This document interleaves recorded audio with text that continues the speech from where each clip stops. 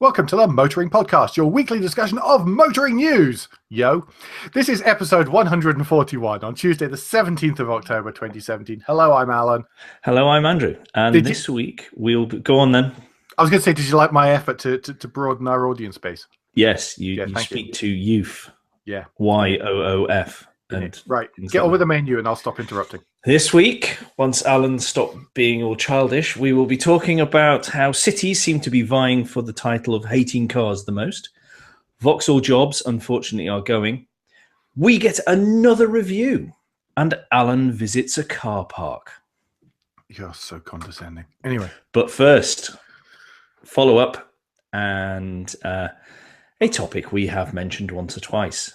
The tax on the poor, or toxicity charge, as Transport for London like to call it, it will be coming into place on Monday, the 23rd of October. So if you have an older vehicle, you have a couple of days to go out and buy something new, or you're paying £10 a day. Shall we define what an older vehicle is? Please do. So an older vehicle is Euro 4 or less. There is a link on the BBC story that you've linked, and will probably be direct one in the show notes now that I've pointed it out, to a checker. No, there won't be a link in the show notes, I'm being told. There will be a link in the show notes to the online checker that you can use to check by either you happen to know the VIN number of your car and its date of manufacture and have the registration document handy, or you can just search by registration plate on there. Yeah, so that's not a challenge. I mean, I put through the number of my 51 plate Toyota Yaris and it was just fine. It doesn't have to pay the toxicity charge on that little petrol engine there. So to give you an idea, it does have to be quite an old vehicle. It's also in place from 7 a.m. to 6 p.m. So it's not 24 hours a day. So you can poison people in the evenings if you so desire. Yes, murderers. Yeah, the 24-hour day ULEZ doesn't come into play until September 2020, at which point it will be Euro 6 or new, I believe. Yeah, or it's fully expect that to come in next year or the year after then. Yeah, that'll be earlier than that. We've done so well with the toxicity charge that we feel we can bring this forward. Yeah, translation. Not enough people. And by the way, if you go to the toxicity charge website and it says what are the alternatives is further down, you scroll down. The first alternative on the toxicity charge website is use public transport or walk. Here's a link to maps you can use to work out your journey, which is just fine. That's what you'd expect. If you go to the ULEZ one and you scroll down and it's what are the alternatives, the first alternative it gives you is buy a new car. As sponsored by the manufacturers of Britain. As sponsored by Society of Motor Manufacturers and Traders. No, they're not. They're lovely. That's a joke. God, we'll never be invited to anything ever. So there you go. It's you're only allowed to not poison your own. Well, you are. You're only allowed. You can poison people outside of normal working hours if you so desire. It seems. Okay, moving on, because I'll just get cross about this and I'll just rant about the same stuff. Second up on cities that hate cars this week is the French capital of Paris, of course. Paris has announced plans to completely phase out the usage of fossil fuel-powered cars by 2030. Now, remember, previously when we've been talking about fossil fuel cars and 2030, especially here in the UK, it's only the sale of new pure ice powered cars. Okay, so hybrids, etc., still allowed. Paris is talking about phasing out the use of them, not just the purchase, within the city by 2030. Now 2030 is the date for diesel cars. 2020 is the date for petrol cars. Oh gee whiz. You'd think I'd spent 5.5 hours on webinars already today, wouldn't you? 2030 is the date for petrol cars, petrol vehicles, diesel vehicles, it's 2024. And the reason that they're earlier and the reason it's 2024 is, of course, that is when Paris is hosting the Olympic Games. Okay. I think it's less of an issue in Paris, to be honest. I mean, I noticed when I was there a few weeks ago, there seemed to be fewer classic-y cars hanging around. Well, hasn't that come into be anyway? Yeah. There were loads. But there's been a bunch of exemptions. Yeah, there are a bunch. I mean, they brought this into big fanfare. Nah, no old cars. You got no chance. Nothing. It's l'exception française. So they threw down that gauntlet, and then obviously, burning tires were rolled through the streets of Paris. Farmers barricaded things. You know the way that the You are telling me I'm not allowed my tractor on the Champs-Élysées, yeah? You know, the way that the French seem to like to open a discussion. Yes. But at this point, I remind Andrew that I work for a French company. Yes, it's okay. That's fine. I don't. Cheers, bud. We're caring here. We like to. We've got each other's backs. But more seriously, then groups and organizations came forward. So if you use an older car in the realm of tourism, that is not exempt. Well, that makes sense. Can I quickly explain why that one is? It's that one of the vehicles, one of the things that is a site that people do in Paris is there is actually a set of tours called a company called Quatre Roues sous un parapluie. There you go. Which is 4 wheels under an umbrella. And what they do is they do tours of the city by 2CV. Because that statement of four wheels under an umbrella was one of the sort of design principles of the 2CV. So that's why it's stuff like that means that that's the case. So it's a very limited number of things, and I did wonder about that particular exception. I think there's other people who do it with similar with DS as well. Yeah. So. But that's normal. Whether there will be exemptions to this, or whether there will be small pockets that are allowed to continue, we've yet to see. But I predict there will be. By the way, yeah, okay. I fully expect there to be, but I can see it being doable for cars. I see it being a bit harder on light commercial vehicles and the more HGV type stuff. I know there's technology there, but is it coming in quick enough? I don't know. And I shall now turn to our commercial vehicle expert. Hi, Alan. And yeah, so I'm not 100% certain. I mean, what you do see in France is you do actually see Paris has a lot more electric vehicles it has a lot more vehicles in the center than London does, even at the minute.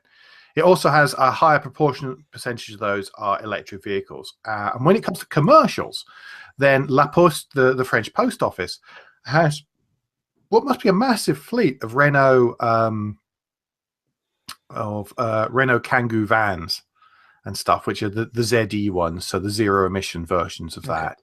You also see the Autolib, the electric rental cars, which have been around for a while. You've seen me post pictures of them on Twitter, if nothing else. Now, really, one of these days I must go actually try that. But they are now selling those cars to people. They're doing and they also have ones available for rent, which are they're small vans, so it's essentially the size of a Corsa van or whatever. They have van versions of that for sort of tiny commercials and stuff like that. And there's no shortage of charging points. It's one of the things that my dad actually commented on when we were over, was he was amazed at just how many charging points there are in Paris. And it's because there are a lot of EVs. So it's heavier commercials, which I think are going to find it trickier. Because there's only 6 years, and that's going to be really tricky. I don't doubt that we will start to see electric versions of transits, transit-sized vans, because of Boxers and Renault Traffics and these kind of things. That would not surprise me in the least, and I think there's a lot of space in the market for that. Anyway, should we move on? Yes, let us move on. And unfortunately, this is not good news. And I have to be honest, I have been waiting It's not for unexpected. this news to come out, frankly. And that is the news that the Ellesmere Port Vauxhall plant is going to cut 400 jobs, which is about 22% of the workforce. PSA say they will do this through voluntary redundancy. Well, that's the first line they will go down. They also stated that it had nothing to do with Brexit, nothing, absolutely nothing. However, we're not investing in the UK anymore until we know more about Brexit. But the job loss is nothing to do with it. This is to do with apparently the lack of sales in the Astra estate across Europe. Although, when that has been looked into by Nick Gibbs, he points out that actually that looks a little bit odd when you look at the numbers from JATO Dynamics, because they're up 20% or something, aren't they? Yes, they're up 20%, and overall they only fell 2.3% across Europe in sales, full stop. And 7 out of the 10 Astras produced in Ellesmere Port are estates. So, yeah, tricky one there. It was also, according to another Bloomberg report, they were saying that they needed to improve its competitiveness to match the company's plants in France, which is going to be a tricky one because, well, is it going to be a tricky one? That's rubbish. I was going to say it's going to be a tricky one because, of course, the euro is up 20% against the pound, which would actually make it easier that would actually make making stuff in the UK cheaper, certainly in the short term. Yeah, it's the Brexit onwards, isn't it? It's the what deal happens, because if it goes too hard or they exit without an agreement at all, so we revert to WTO tariffs, they've got to find another 10% on top of everything. Yeah, exactly. And I want to stamp my feet and be angry, but I also don't blame them. I can understand why, and I think were I in the same situation, I would possibly making the same kind of choices based on that. Oh yeah. I mean, if you look at it from a business point of view, it's a no-brainer. They can't throw money into something they have no idea what the result is going to be. Exactly. Yeah. Totally. And then any company or any board that decided to do that would just get ousted at the next shareholders meeting. Yeah. But it's not the only one, is it, Alan? It's not the only one because, well, it's possibly slightly different. Is that Mini and BMW, of course, parent company, are looking to make e-minis, so electric minis, in China. Partly, BMW are looking to partner up to meet the expected demand for an electrified Mini, and amongst other people, it seems they're looking to partner with the Chinese company Great Wall as well. One of the reasons is that demand for an electric Mini is thought to push over and above the what's the word? The capacity. That's the one. Over and above the capacity that BMW can manage in Oxford. And the other thing, which they are saying, certainly according to this Handelsblatt article, is that, well, there is this uncertainty thing in the future, and how competitive is it going to be to build vehicles in the UK, given a potential future tariffs. So, really, I'm sorry to go on about it, guys, but this is Brexit really starting to bite the British car industry in the bottom. I refuse to believe there isn't a manufacturer who has any manufacturing in this country that isn't looking abroad options? Over the this isn't in any of our notes, but I saw a thing with JLR a little while ago, and I can't remember if we actually discussed it, which was JLR saying, well, we've built this new factory in Slovakia. We originally only did it. The planning was that we were doing it to increase capacity, but now we're doing it also as a fallback. That wasn't the initial plan, but now it is. We need to know that we can still manufacture in the EU. Again, who can blame them? Certainly, certainly not me. That's not. No. Yeah. No. Right, moving on. Yes, let's move on. By the way, we are trying to get all the doom and gloom over right at the start of the show, so it does get lighter further on. Just for those of you who are losing hope, reaching for the Stanley knives and stuff. Let's please don't give up on this yet.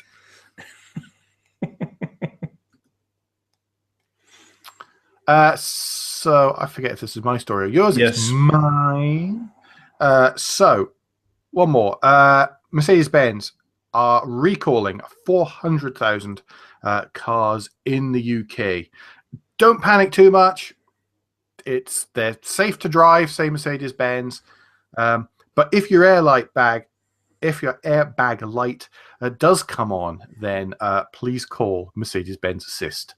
What's been happening is a spring in the steering column. Sometimes it's failing. It's coming out of its seating. And there is the potential that it may possibly, in extreme cases, cause a small spark, which could, in turn, in a very small number of cases, ignite the airbag. In the meantime, Mercedes is trying to get in touch with owners of the affected models, which are all of the following, or any of the following, built between November 2011 and July 2017, so only 5.5 years there. It's a A-Class, CLA, GLA, B-Class, C-Class, the E-Class, but not the current generation, so previous generation E-Class, and the GLC, whatever that is. Isn't that the coupe 4x4 horror? Pig ugly thing. I wish I could say I cared enough to actually. Yeah, it's one of those things. It's definitely an off-roady thing. Mercedes-Benz are getting in touch with owners currently, but it's okay because they've got all manufacturers have got the mechanical side of things buttoned down, so we don't have anything to worry about. We're going with software, do we? Enough. Right, that's. Oh no, we got. No, we one more. We're not there yet. We're at the third in the who hates the car most. Of hatred of cars. So Oxford saw that other people were going to charge. Oxford saw that other people were talking about banning cars. So Oxford said, hold my beer. I have this covered. Actually, it didn't. It said, hold my beer. My organic green tea. And charged forward to say, we shall be... we're talking about banning petrol and diesel cars from the city centre from 2020 onwards. For air quality plans. Once again, anyone who drives an internal combustion engine car, you're wicked and evil. I'm waiting for them to start calling us murderers. Oxford and Cambridge just off it. Are both like this. If you have had the misfortune to have to drive in either Oxford or Cambridge, you will understand this. It is a hellishly awful place to drive. It has narrow, wiggly streets. It has half-drunk people on bicycles who, because they are on bicycles, and I say this as a cyclist and someone who cycles, so, although not as often as I should, that they believe that they have the moral superiority. So they can be smoking with one hand and on the phone with their other hand, but they're on a bike, so it's obviously your fault. It's just a terrible, terrible place to go to. It's a terrible, terrible place to go around. I dislike Oxford intensely. But to be honest, when it comes to banning internal combustion engines from the city centre, there is actually enough they have quite a lot of park and rides. They have lots of that kind of stuff in place already. So it's not as if they're not giving you a choice. But anyway, why are you driving into Oxford? It's grim. Don't do that anyhow, even whilst you're allowed to. My favourite line in the whole of the story, which we've got up on the thing, which is up on the website in the show notes, from Autocar, is local bus operators have expressed support for the scheme. Of course they have. But until they find out they've got probably another year to be completely non-ice containing at all. That actually is what I was about to say there, which is that both Stagecoach and who I believe are called the Oxford Bus Company have recently been investing in hybrid and electrified buses quite heavily in Oxford already. So in actual fact, this is one of those cases where the public transport, the bus companies are that bit ahead of Joe Public and people like ourselves. So yeah, I want to make lots of fun of Oxford. I want to tell them they're being very silly. But in actual fact, you shouldn't be driving into Oxford anyway. Don't do it, folks. Don't subject yourselves to that. Question the life choices you have made that have resulted in you doing that. Of course, if you'd made much better life choices, you would have studied in Oxford. And that's what people who go to Oxford say, because they were at Oxford. Right, that's halfway. And I think that's the end of the grimness. I think it is. It brightens up significantly from here on in, and I stop being quite so rude about people who went to Oxford. It is that halfway point. It's that time when I feed the guilt. It's been working lately. Are you feeling guilty? I know it has. It's been great. That's why I'm doing it again. Are you feeling guilty yet? Have you left a rating and review for us on iTunes or via the podcast playing platform of your choice? If you haven't, now might be a good time to pause and do just that. Okay, you can unpause now that you've done it. Thank you. Yeah, it really does make a big difference to us, guys, even just doing that. If you want to make an even bigger difference, then, of course, we have a Patreon, which is a way that you chaps and chapesses can donate a small amount of money every month to us. If you head over to motoringpodcast.com and click on the orange Become a Patron button on the front page of our site, you can find out so much. Pardon me. You can find out so much more. We really do appreciate it. And we appreciate this week's or last week's new review as well. So thank you very much. Doesn't mention Hinge, doesn't mention Bracket. That's a win in my book. Yes, thank you. Racer Boy 1977. That was very kind. Mm-hmm. Who has a different name on Twitter. But yes. Thank you. Much appreciated, mate. Really is appreciated. So thank you so much. Without me being silly and facetious and all that kind of stuff. No. Alan, you went to a car park this weekend, didn't you? I did not go to a car park. I went to a motor racing circuit, you sarcastic toe rag. Well, the first picture on the blog post, and yes, I hope you're sitting down, ladies and gentlemen, another blog post. We're going on for nearly 5 this year. I'm on a mission. I'm on a mission to up the number of blog posts. Okay, so we do all the things now. But the first picture is of the car park, is it not? It is not of the car park. It's at the inner pits. Okay. Or the inner paddock. Behind the pits. So anyway, what happened this weekend was Rockingham finished off their summer social season. So October. Yeah, it's finishing it off, though they're letting go a bit longer. So every month from April, was it, through to certainly September. I don't think there was one this month. Through to September. Then what Rockingham have been doing is on the first Thursday of every month, they have held a small sprint championship and in the outer paddock, and also just said, well, look, there's burgers, there's coffee, there's tea, there's whatever. And you can come along, you and your mates can come along, show off your cars a little bit to people, take part in the sprint if you want to, and just generally kind of chill out and enjoy it. And it's a great way to get people to the circuit and to engage with folk who are obviously into cars from the local area. So, I mean, looking at the picture though, and I know there's a video there that you've produced as well. There are some stunning cars. That's the next bit that I was getting on to. So, as well as that, there was a Cars and Coffee. I believe they are actually called Cars and Coffee meet, where people who have vehicles that pass the acceptance tests of the organizers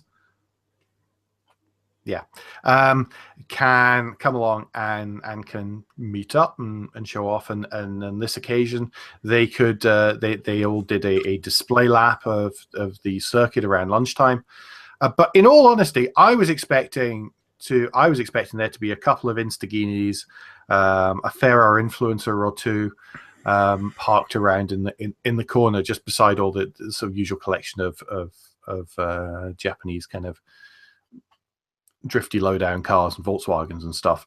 And when I turned up at the gate, the bloke at the gate, he said, "Oh, you see how busy it is today, mate?" I was like, "Really?" Because I didn't get there until about 11 o'clock because I wasn't feeling particularly awake. And he said, "Yeah, it's thousands." I said, "Literally thousands?" He said, yeah, a couple of thousand people today. So I went down, and the selection of stuff was amazing. And please do click on the link in the show notes. So go to motoringpodcast.com and go to the blog section and watch the YouTube there. Or even you can just watch the YouTube from YouTube.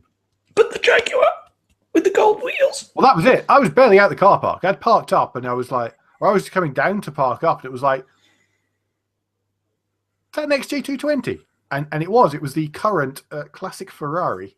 Not classic Ferrari, no, classic Jaguar cover car for this month.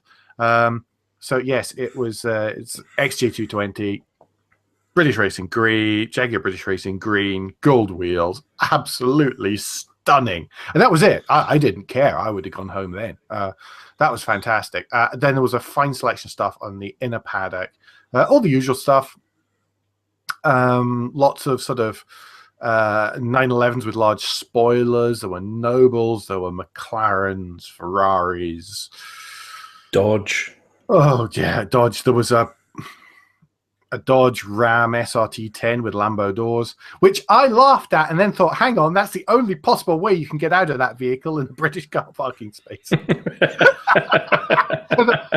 one of the few times you can argue you fitted those for practicality. Yes, Your Honour. Yeah, the TBRs, there were some fantastic classics. There was a Singer style Porsche. I don't think it was. I think it was one of the British companies, the name of which escapes me right at the moment, that does sort of old styly done up 964s. There were a fantastic pair of Lotus Esprit turbos. S3, a white one with red and a sort of browny goldy one. So like it was the pair from for Euros only, I think. It's one of the Bond movies. I don't know. Thank you. No, you're shrugging. Okay, I thought you might have known that one. No. There was some fantastic. There was all sorts of stuff.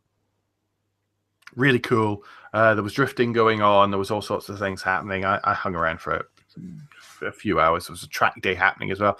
It was great to see so much going on, and so many people seemed to have a great time. And it rounds off a season of summer socials, which I haven't got to as many as I wanted, and on the occasions it was great to meet Mr. Boost Blodge there. Thank you. It was great to meet up with folk and to just muck around and see people and go and take Johnny the Yaris around the sprint track, because that's really what he's meant for. But that was part of the reason why you did get your annual membership. Not so much for that. That's really just for going to the racing, because it doesn't. The season ticket doesn't cover the summer socials, but at £2 for admission once a month, I'm quite prepared to fork out £2. Right. Okay. But it does help support your local. It helps. That £2. They're not pricing people out of turning up. No. Exactly. It's £2, and then it's a tenner for 3 goes around the sprint track. Sorry, it's an easy evening for under 20. For under £15, you can have a good evening and just have thoroughly enjoyed it and used your car in a way that you can't on the public roads. No, it looks a great idea. It's a great idea. Thanks to Will and all the team at Rockian for arranging them all through the summer, because you're out there until 9 o'clock at night on these nights, and you don't have to be. I think it's such a cool idea. Thank you. Yes. Excellent. I shall let everyone know when they start again, but I would imagine the first Thursday of April next year. Probably. When the snow comes through. Yeah, that's about it. Yeah. Right. This is just a quickie. The Race of Remembrance, which is taking place over the weekend of the 11th and 12th of... 10th and 11th. Oh, no, pardon me. Well, it goes 10th. The weekend... Yes, I'm getting to that. Sorry. As I was saying, over the weekend of the 11th and 12th of November... however, which is something I didn't really appreciate because I've not been to anything like this before, but people start turning up on the day that Alan has already mentioned, the Thursday the 9th and Friday the 10th, because there's testing, then there's scrutineering, there's signing ons, there's practice, all this sort of stuff happens on the Thursday and the Friday. And then on the Saturday, which is the day I'm going. Unfortunately, you can't make it this year. But I will be there on the Saturday. I'm trying to get there as early as possible and stay as long as I can. But I'll probably be having to leave around tea time. But I will at least see the start of the race, because there's going to be qualifications in the morning.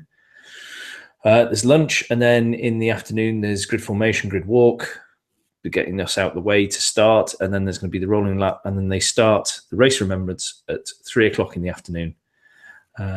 And it runs, it is stopped at 9 o'clock at night, and then they start again on the Sunday. 9 o'clock in the morning. Yeah, so stopping for, obviously, the Remembrance survey. Service, even, not survey, service. Yes. On the Sunday, which is quite, is one of the main reasons everybody's there. But I cannot wait to go, and I hope I will meet people listening to this show there. And if you are going, do let me know, and let's arrange to meet up. And hopefully, I get to meet some people that I know off Twitter. Maybe even Natalie, if she's going. I think she's going again this year, or the team is Spinal Track. So it would be lovely to meet her. Well, pester, I say meat. It's just I'll be a pester, won't I? Really, let's be honest. So, if you want to look into this and you want to look and see whether you can make it as well, a link to the event will be in the show notes. So please do support if you can. Yeah, I'm kind of jealous. I'd like to get to that one, but yeah. There we go. Next up, EV Corner. Really? It's actually EV Charging Corner. We talked not so long ago about fossil fuel companies, energy companies looking to expand really from the traditional forecourt into being a space for charging, really, and somewhere where we can do rapid charging on the go. With our forthcoming electric and plug-in hybrid vehicles. Well, Shell has made a significant move towards this by purchasing the Dutch company called New Motion, who do charging solutions and also provides. I want to say they're a bit like ChargeMaster. And Polar in the UK, so they have a network of chargers that if you're a subscriber, if you have their card, you can go to, you can then charge at all these places, and they're looking to have those to be able to benefit from this, because of course whenever you pay for a charge, they'll get a cut, and also to be able to roll out charging stations, rapid charging stations across their forecourt network around Europe and the rest of the world. Yeah, they're buying in the expertise, aren't they, to be able to install quicker rather than have to work it out or discuss with people, which it makes sense. I mean, to be honest, I'm gobsmacked the others haven't done all this already. I can't recall off the top of my head whether the others have. They must be doing it. They've got to be doing it, because be looking into it. It seems, with all the announcements that have been coming, particularly from cities, and that's something we didn't touch on when we were discussing the cities, but are cities becoming more powerful than countries now? That's a conversation for another time. That's a much deeper conversation than a motoring podcast. Yeah, but it's something I think we need to look at, that cities will drive possibly national policies. But anyway, forget that. That's a whole other thing there. You're going way too deep, but yeah. Yeah, that's maybe a special edition. But I'm considering all the announcements that come out that from 2030, 2040, 20 whatever, that you need to have electrified vehicles. I am just gobsmacked that more companies aren't, whereas the manufacturers seem to be buying anybody that says mobility in the name or what they do. Yeah, that's true. Very true. I mean, there's something I want to talk to you later, that we need to create a startup and have a very fancy website soon saying Mobility Solution Consultancy, and wait to be swept up by all the car companies, and then we can retire. Did you not see my announcement about MP Motors? No, what's that? Oh, did you not see it? Oh, it's easy. Don't worry, because in 3 years' time, we're going to be launching this fantastic vehicle. No idea what it's going to be like yet. It's going to have some batteries, but we haven't developed them yet, and they will get us to the moon and back on one charge. So, can we have all your money, please? Oh, okay. Yeah. Sorry. Yeah. No, I've been in the other room working on the drawings for that. Sorry. Oh, good. You were doing the technical side. I didn't realize you'd announced it. Sorry, my bad. Yeah. That's all right. It's nothing new. And we're going to go. We're going to get some money off an American state and put shovels in the ground. See if we get a factory. Anyway, stop mocking. Corner, and we'll stop mocking other companies, of which we will frankly, not speak. From a business point of view, though, if you are a petrochemical company and you are not investing in alternative fuels in some way, surely your shareholders will be banging on the door saying, the biggies all are. Yeah, but they must be doing it in a provisional way, in providing it as well, as in we've got charging points. It makes sense to me, but maybe it's because of the bubble we're in. Do you know what? That's the issue, of course, with hydrogen, is the people that produce hydrogen don't want to be the people that distribute hydrogen. And nobody really wants to distribute it without producing it. That's one of the major holdbacks to hydrogen. That seems quite tricky to get over then. Unless you've got a bigger challenge, yes. And a bit more vision. That's what. Anyway, that's totally nothing to do with the story that I want to talk about next. This is one that's very dear to our hearts after charging around Britain, and the joy we had there. Is that another Dutch charging solution provider, for want of a better term. Sorry, it's the best thing I can come up with. Called FastNed, which, as we all know, is people from central Scotland driving courses.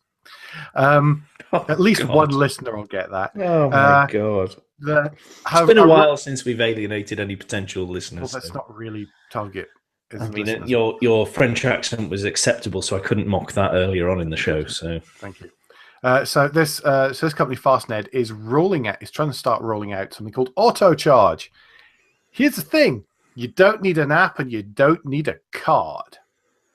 So are you trying to say that some part of the system will automatically recognize what car is being charged because it's passing information to and fro? Oh, to anyone else, I'd say this was a good idea, but to you, I'm less certain. No. Yes. I'm gobsmacked. That doesn't happen now. Well, no. Well, the thing is, it can happen now because it's part of the CCS fast charging protocol. It isn't the norm. Sorry, no. It It can happen. It's part of the CCS fast charging protocol that people already use. It's there. They're just the first people. Except for Devon and Cornwall. Well, yes. They're just the first Not people. bitter. Not really, still very, very bitter. Incredibly bitter that we didn't manage Land's End. But it's an open standard anyway. They just seem to be the first people who are rolling out use of that open standard. The list of vehicles which can do it is because the car itself has that's the wrong button. The car itself has an authorization code within it.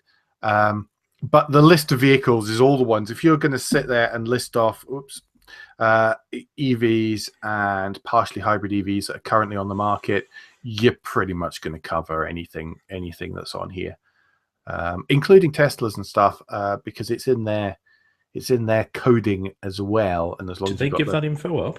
The Tesla to CCS one adapter, then it should work. Does it give that info up? Seems to. I guess it would have to a Tesla charger anyway. It's fair enough to the Tesla charger, but to anyone else? Possibly. It's listed. Model S and Model X are listed. Okay. If they're on the list, then it must do. But I'm surprised too. I scrolled through the list thinking, haha, there will be no Renault or Nissan. Oh, Renaults, Nissans. 2 flavors of Renaults, 2 flavors of Nissan. Aha, Tesla won't be. Oh, they're here too. Well, that's good. That just cuts another element out.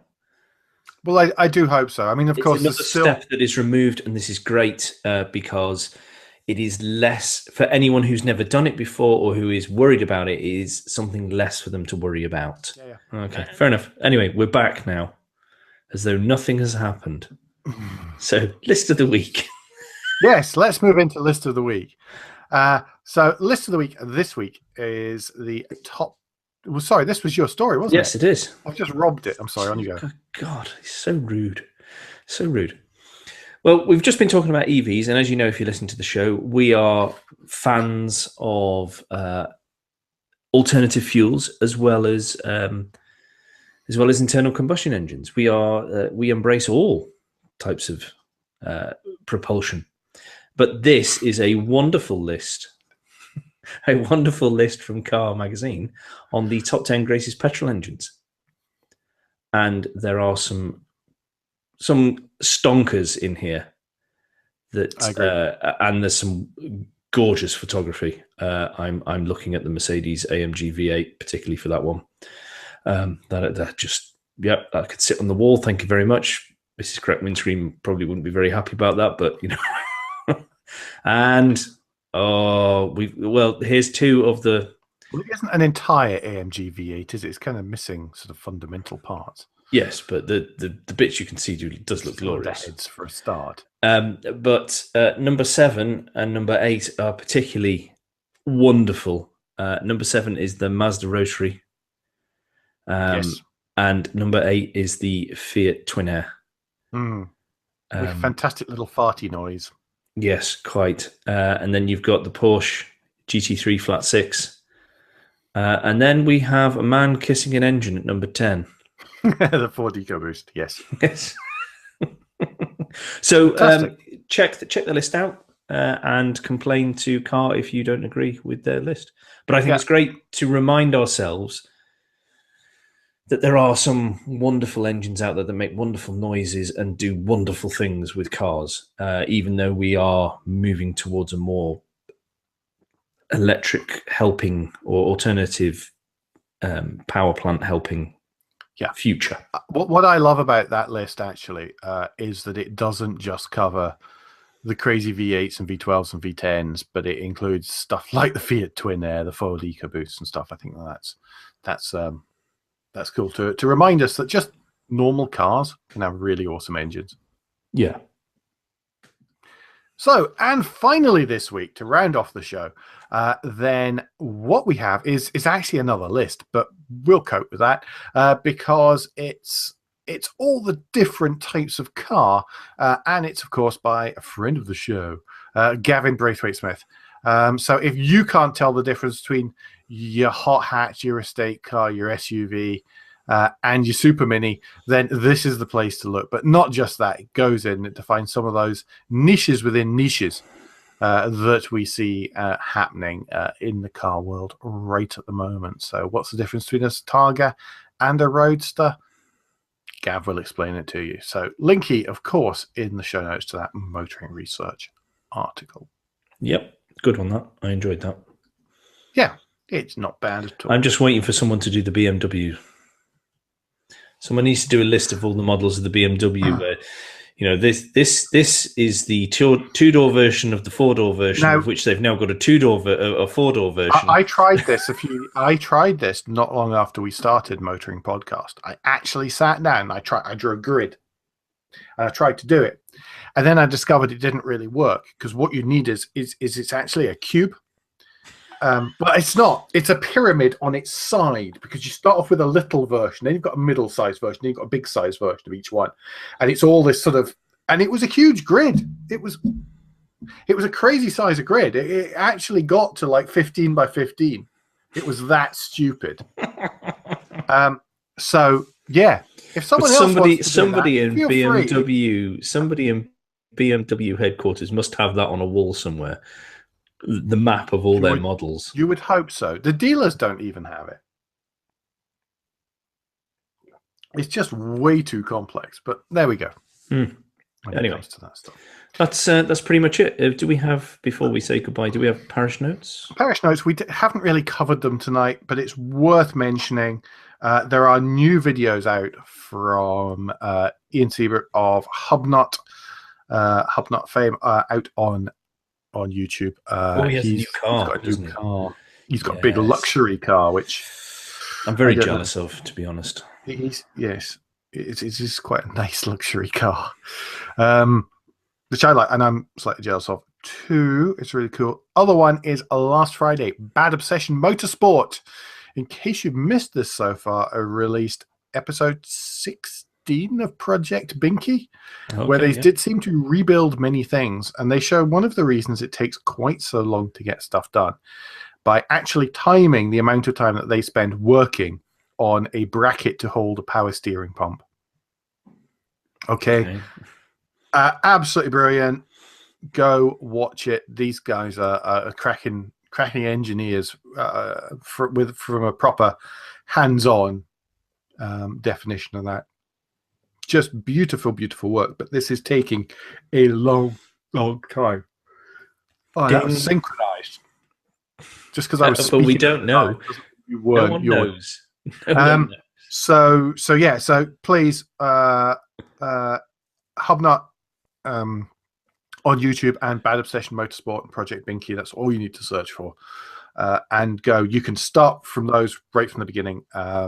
Absolutely brilliant. That was a very good way of spending my Friday evening. Okay, and that does round up the show for this week. I think so. Finally, we're still in a moment. It wasn't too doomy and gloomy. No, it wasn't in the end. We are still the one last piece of parish notes. We're still not quite sure what the format's going to be for next week or what evening it's going to be on. Maybe a night later with both of us. It may be a usual night, but just one of us. Okay, we'll debate that closer to the time. Finish debating that close to the time we started it. But yeah, work, I'm afraid, getting in my way.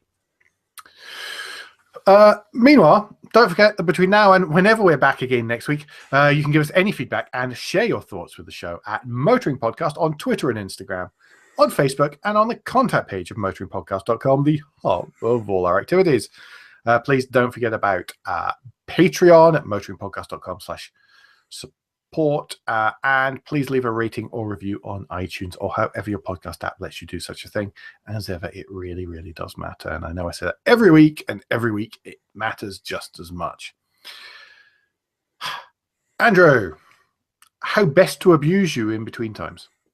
If you want to chat in a happy, light-hearted manner, which I like to so often, the best way is via Twitter. Get angry.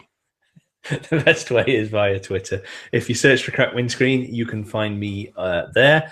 And Alan, if people want to get in touch with you and say that you're so selfish for going to work instead of devoting your entire life to the Motoring Podcast, even though we're not quite at that target on the Patreon yet, there is still room, people. What's the best way for them to do that? Best way to do that, Twitter as ever, at AJP Bradley. That's BRADLEY. As I say, we'll be back next week. But until then, I've been Alan Bradley. I've been Andrew Close. And safe motoring.